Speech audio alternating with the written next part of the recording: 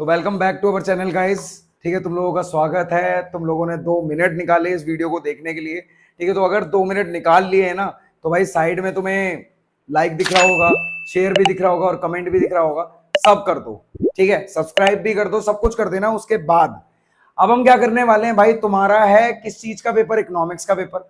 ठीक है, और हम कर रहे हैं मैक्रो इकोनॉमिक्स। ठीक है, मैक्रो इकोनॉमिक्स में क्या? मैक्रो इकोनॉमिक्स के सबसे इंपॉर्टेंट फॉर्मूले, सिर्फ फॉर्मूले। ठीक है, जो लास्ट मिनट आप सेंटर में जाने से पहले भी एक बार चला के देख सको। क्लियर? तो स्टार्ट करते हैं। नेशनल इनकम के कौन कौन से इंपॉर्टेंट फॉर्मूले हैं, चलो भाई। सबसे पहले भाई, ग्रॉस से नेट पे जाने के लिए, ठीक है, ग्रॉस से नेट पे जाने के लिए क्या करते हैं? माइनस कर देते हैं डेप्रीशिएशन, और नेट से वापस ग्रॉस पे जाने के लिए प्लस कर देते हैं डेप्रीशिएशन। मार्केट प्राइस पे फिक्स कॉस्ट पे आने के लिए, मार्केट प्राइस से फिक्स कॉस्ट पे आने के लिए प्लस कर लेना, ओ माइनस कर देना किसको? एनआईटी को। और फिक्स कॉस्ट से वापस एमपी पे जाने के लिए क्या कर दोगे? प्लस कर दोगे एनआईटी। एमपी से एफसी जाने के लिए माइनस एनआईटी, एफसी से एमपी पे जाने के लिए प्लस एनआईटी। अब देखा जाए एनआईटी निकालते कैसे? अगर आप इनडायरेक्ट टैक्स में से सब्सिडीज हटा दो, आपको आपका एनआईटी मिल जाएगा। उसके बाद डोमेस्टिक से नेशनल पे जाने के लिए क्या करते हैं? डोमेस्टिक से नेशनल पे जाने के लिए एनएफआईए प्लस करते हैं, और नेशनल से डोमेस्टिक पे आने के लिए माइनस करते हैं किसको? एनएफआईए को। एनएफआईए खुद कैसे निकलता है? FIFA minus FITA, factor income from abroad और फैक्टर इनकम टू अब्रॉड। अब भाई हमारे नेशनल इनकम एस्टिमेट करने का पहला मेथड है वैल्यू एडिड मेथड, जिसमें हम कुछ ना कुछ चीज में क्या करते हैं? वैल्यू ऐड करते हैं, और उन सारे वैल्यू एडिशन का सम करके हमें क्या मिल जाता है? जीडीपी एमपी मिल जाता है। क्लियर? अब देखो, वैल्यू एडिड का फॉर्मूला क्या होता है? Value of output minus intermediate consumption. Value of output का फॉर्मूला क्या है? ठीक है, इसका फॉर्मूला है हमारे पास sales plus change in stock minus production for self consumption. अब जीवीएमपी, सारे सेक्टर का जीवीएमपी मिलके क्या बना देता है? जीडीपी एमपी बना देता है।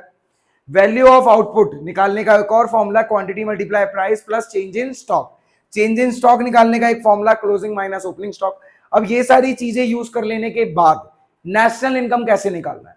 देखो, सारे सेक्टर्स का जितना भी वैल्यू एडिशन बनेगा, उनका सम करने के बाद हमें क्या मिलेगा? सारे सेक्टर का जीवीएमपी।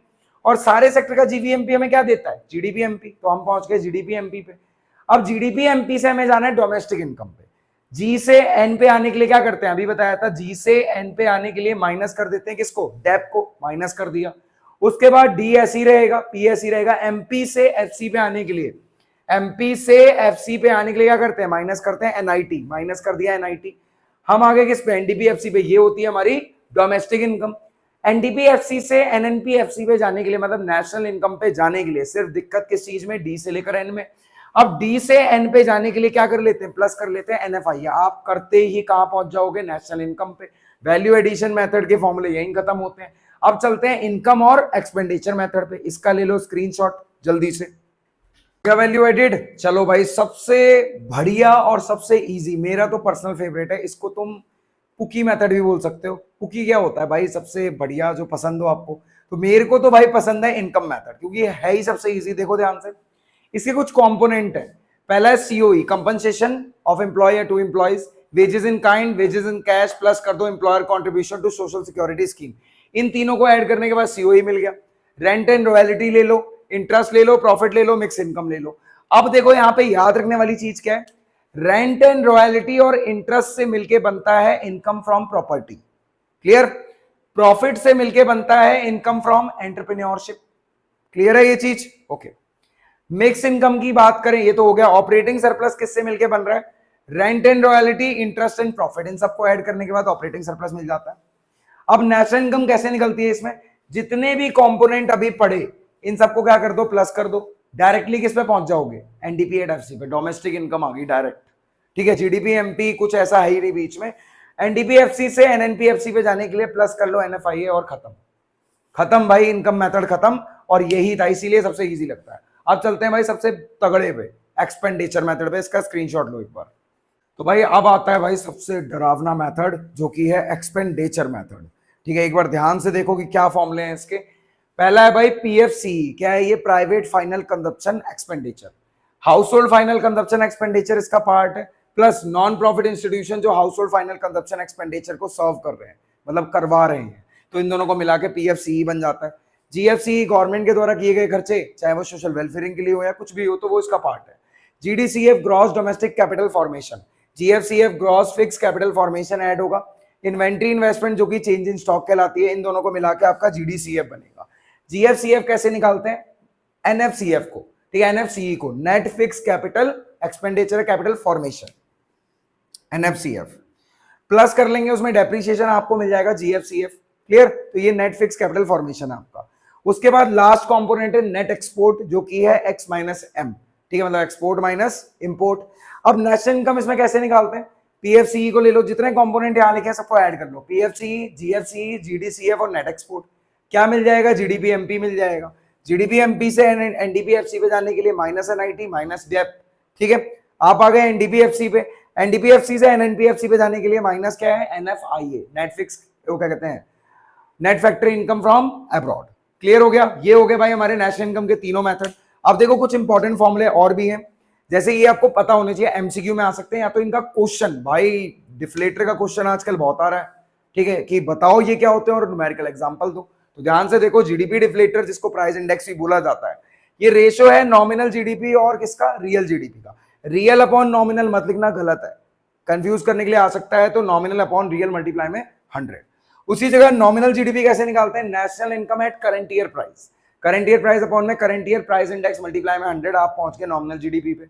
अगर रियल निकालना है तो national income at base year price upon में base year price index multiply में 100। क्लियर है ये चीज? तो यहां से आपको नॉमिनल जीडीपी और रियल जीडीपी भी मिल जाएंगे। तो यहां पे भाई नेशनल इनकम का तो खेल खत्म, इसका स्क्रीनशॉट लो, फिर चलते हैं ADAS पे। क्लियर? चलो चलो भाई स्टार्ट करते हैं ADAS को, एग्रीगेट डिमांड और एग्रीगेट सप्लाई। ठीक है, ऐसे चैप्टर जो हर एक बच्चे को नहीं आते, लेकिन जिसको आते हैं उससे पूछो, उसको तो बहुत अच्छे से आते हैं। क्यों आते हैं? उसे फॉर्मूले याद है, तुम भी याद करो। चलो सबसे पहले हमने सीखा था कि AD किसके इक्वल है? C+I के, मतलब कंजप्शन प्लस इन्वेस्टमेंट के। फिर AS किसके इक्वल है? कंजप्शन प्लस सेविंग के। तो दो फॉर्मूले हो गए। एस कैसे निकालेंगे? इनकम में से कंजप्शन हटा दो, सेविंग पता लग गई। इनकम कैसे निकालेंगे? कंजप्शन और सेविंग को प्लस कर दो, इनकम पता लग गई। कंजप्शन निकालना है तो इनकम में से सेविंग्स हटा दो। ये सारे फॉर्मूले हमने कर लिए। एपीसी एक पर्टिकुलर प्राइस लेवल पे होता है, वो पर्टिकुलर इनकम लेवल पे होता है, तो ये किसका रेशियो है? C/Y का। उसी जगह एमपीसी की बात करें, ये मार्जिनल प्रोपेंसिटी टू कंज्यूम है, जो कि हमें चेंज दिखाती है। तो अगर ये C/Y है तो ये हो गया डेल्टा C/Δy। क्लियर? ऐसे ही एपीएस, ये क्या है? Average propensity to save, S/Y। फिर आप चेंज इन इनकम पे कितना सेव कर रहे हो, कितनी सेविंग में चेंज है, कितनी इनकम में चेंज है उस मुकाबले, तो डेल्टा S/Δy। ये सारे हो गए। अब एपीसी और एपीएस का टोटल 1 के बराबर, तो 1 माइनस एपीसी एपीएस होता है और 1 माइनस एपीएस एपीसी के बराबर। 1 equal to MPC plus MPS होता है, तो 1 माइनस एमपीसी हमारा एमपीएस और 1 minus MPS equal to MPC. Consumption function क्या है हमारे पास भाई? C bar plus BY। ठीक है, ये है ऑटोनॉमस कंजप्शन। क्लियर? फिर सेविंग फंक्शन क्या है हमारे पास? Minus C bar. Minus C bar क्या होता है? ये हमारी क्या है? डिससेविंग है भाई। ठीक है, उसके बाद प्लस 1 माइनस B और मल्टीप्लाई में Y। ठीक है, और याद रखना क्या होता है हमारा जो ये ऑटोनॉमस कंजप्शन है, ये S बार के भी बराबर होता है कई बार। AD अगर AS के बराबर होगा तो वो इक्विलिब्रियम पे होगा, और उसी इक्विलिब्रियम की वजह से हमें सेविंग और इन्वेस्टमेंट अप्रोच भी मिलती है।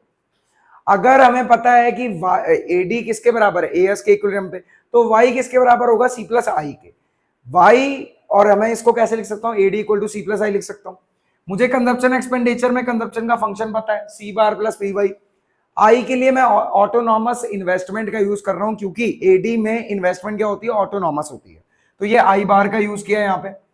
ये ऐसे ही रहेगा, सी प्लस इस आई बार को सी बार के साथ ले आते हैं और प्लस बी वाई अलग कर देंगे, ये दोनों मिलके बन जाएंगे ए बार। ये होगा autonomous expenditure. Clear? Autonomous expenditure जिसको ए बार से दिखाते हैं, तो एडी बन गया autonomous expenditure plus B Y. Clear? उसके बाद K equal to delta Y upon में डेल्टा आई, ये है आपका इन्वेस्टमेंट मल्टीप्लायर का बहुत जनरल फॉर्मूला। दूसरा फॉर्मूला है K equal to 1 upon 1 minus MPC. K equal to 1 minus MPC आपको पता है 1 अपॉन एमपीएस के बराबर होता है। उसी जगह मैक्सिमम वैल्यू जो है मल्टीप्लायर की वो इन्फिनिटी होती है और मिनिमम क्या होती है? 1 होती है। यहां पर एडीएस के सारे फॉर्मूले खत्म। अब करते हैं बजट और मनी एंड बैंकिंग, और फिर हमारी मैक्रो के भी सारे फॉर्मूले खत्म। क्लियर? स्क्रीनशॉट लो इसका। भाई एडीएस खत्म, नेशनल इनकम खत्म, गवर्नमेंट बजट समझो जल्दी से। गवर्नमेंट बजट में पहला है रिवेन्यू डेफिसिट। निकालने का formula revenue expenditure minus revenue receipt. जितना खर्च किया उसमें से जितना आपने कमाया, सारे खर्चों में से क्या हटा दो? सारे आपकी कमाई हटा दो, आपको मिल जाएगा रिवेन्यू डेफिसिट। प्राइमरी डेफिसिट का फॉर्मूला क्या होता है भाई, फिस्कल डेफिसिट में से इंटरेस्ट पेमेंट हटा दो अपनी। फिस्कल डेफिसिट का फॉर्मूला क्या होता है, टोटल एक्सपेंडिचर में से टोटल रिसिप्ट हटा दो, क्लियर। लेकिन उसमें से बोरोइंग्स हटानी पड़ेंगी, बोरोइंग्स नहीं होनी चाहिए उसमें, excluding borrowings. Total receipt excluding borrowing का फॉर्मूला, रिवेन्यू रिसिप्ट ले लो, कैपिटल रिसिप्ट ले लो, लेकिन नॉन डेप्ट क्रिएटिंग कैपिटल रिसिप्ट ही लेनी है सिर्फ, ठीक है। जिनसे डेप्ट बने वो नहीं लेनी, जैसे बोरोइंग्स। फिस्कल डेफिसिट का दूसरा फॉर्मूला, रिवेन्यू डेफिसिट ले लिया, ठीक है। अब आप देखोगे रिवेन्यू डेफिसिट ले लिया, फिर उसमें प्लस कर दो capital expenditure minus capital receipt, कौन सी वाली, एक्सक्लूडिंग बोरोइंग्स वाली। नेक्स्ट एक और फॉर्मूला फिस्कल डेफिसिट का, revenue deficit plus capital expenditure minus non डेप्ट क्रिएटिंग कैपिटल रिसिप्ट, ये वही है, कैपिटल रिसिप्ट एक्सक्लूडिंग बोरोइंग्स और नॉन डेप्ट क्रिएटिंग कैपिटल रिसिप्ट सेम है आपके लिए। अब ये नॉन डेप्ट क्रिएटिंग होता क्या है ये भी देख लो एक बार। ऐसे बोरोइंग्स बेसिकली ना ऐसी कैपिटल रिसिप्ट जिसमें आपका कोई भी असेट ना जाए और आप पे कोई भी कर्जा ना हो, ठीक है। बेसिकली कर्जा ना हो, असेट तो कोई दिक्कत नहीं, असेट चला जाए कोई फर्क नहीं पड़ता। जैसे देखा जाए अगर मैं डिसइन्वेस्टमेंट कर दूं, मेरा असेट चला गया, पैसा बहुत अमाउंट में आएगा लेकिन कोई बोरोइंग्स नहीं है मेरे पे, ठीक है। तो ये नॉन डेप्ट क्रिएटिंग कैपिटल रिसिप्ट है, क्लियर। उसके बाद अगर सिर्फ बोरोइंग्स गिवन है तो फिस्कल डेफिसिट किसके इक्वल होगा, टोटल बोरोइंग्स के इक्वल होगा। दिमाग खोल के सुन लेना, पेपर में क्वेश्चन आ गया तो याद रखना, अगर टोटल बोरोइंग्स गिवन है, सिर्फ बोरोइंग्स गिवन है, तो फिस्कल डेफिसिट टोटल बोरोइंग के ही इक्वल होगा, क्लियर। इसका स्क्रीनशॉट लो, फिर लास्ट आपके पास मनी एंड बैंकिंग के कुछ फॉर्मूले हैं, कुछ इंपॉर्टेंट चीजें वो बता के खत्म, क्लियर। फाइनली भाई आपकी सबसे प्यारी यूनिट जो आप हमेशा से जब आपने 12th स्टार्ट करी थी तो यहीं से स्टार्ट किया था सब कुछ, मनी एंड बैंकिंग। अब इसके कुछ फॉर्मूले हैं जो दिमाग में आपको याद रखने हैं। मनी मल्टीप्लायर या क्रेडिट मल्टीप्लायर का फॉर्मूला 1 में LRR, लीगल रिजर्व रेशियो आपका। उसके बाद टोटल डिपॉजिट का फॉर्मूला इनिशियल डिपॉजिट मल्टीप्लाई में मनी मल्टीप्लायर। क्रेडिट क्रिएशन का फॉर्मूला 1 में reserve ratio RR। Total credit created निकालने का फॉर्मूला 1 में RR मल्टीप्लाई में इनिशियल डिपॉजिट, क्लियर। अब मेजर देख लो मनी सप्लाई के, M1 सबसे liquid currency coin with public plus demand deposit plus other deposit with RBI, इससे मिलके बनता है M1 सबसे liquid measure. M2 M1 plus saving deposit with post office saving bank में। M3 में है M1 आ जाएगा net time deposit with RBI के साथ जो भी है। M4 में M3 plus total deposit with post office saving bank. इसका एक बार स्क्रीनशॉट लो जल्दी से, ले लिया, ठीक है। अब भाई देखो हमारे सारे फॉर्मूले खत्म, हमारी डेवलपमेंट के सारे इंपॉर्टेंट डेट्स खत्म। अब मैं आपको नेक्स्ट वीडियो में डेवलपमेंट के सारे इंपॉर्टेंट टॉपिक्स दूंगा, ठीक है, जिसमें से आपका पेपर आएगा, उसको ऊपर ऊपर से पूरा रिवाइज करके जाना है, रात भर में उसे रिवाइज कर लेना है। मैक्रो के सारे इंपॉर्टेंट टॉपिक दे दूंगा जो आपको पढ़ने हैं, बिल्कुल एंड मिनट में पढ़ने हैं, ठीक है। और आपकी स्ट्रेटेजी वीडियो आपको कल शाम तक मिल जाएगी।